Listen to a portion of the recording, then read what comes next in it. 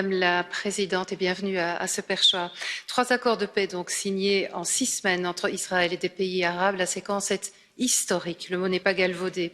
Les Émirats arabes unis donc, Bahreïn, le Soudan, qui saisissent la main tendue par Israël pour installer la sécurité, la prospérité et au bout du chemin, la paix, bien évidemment, dans la région. Et ce pari, cet espoir doit poursuivre cet effet domino vertueux.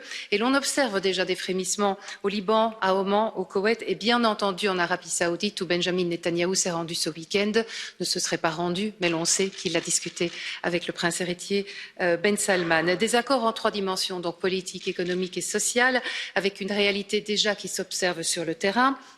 Des lignes directes maritimes de transport entre Haïfa et Djebel Ali, près de Dubaï, des premiers plans d'un pipeline entre Eilat et Ashkelon pour acheminer le pétrole émirati vers l'Europe, l'échange de meilleures pratiques, notamment environnementales, la question de la désalinisation de l'eau pour affronter ensemble des défis partagés et pendant ce temps, une trentaine de vols hebdomadaires qui déjà quadrillent le ciel entre Tel Aviv, Abu Dhabi et Dubaï.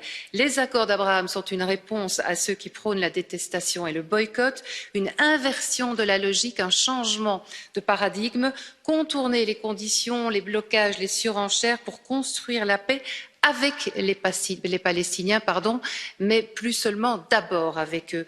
Pour conclure, en citant le Premier ministre émirati, c'est un nouvel élan pour la solution à 2 États. Il doit être saisi par les Palestiniens, je conclus Madame la Présidente, qui, c'est une bonne nouvelle, sont revenus à la table de négociation, et par les Israéliens, qui doivent tenir leurs promesses de cessation effectivement des annexions en Cisjordanie. Je vous remercie.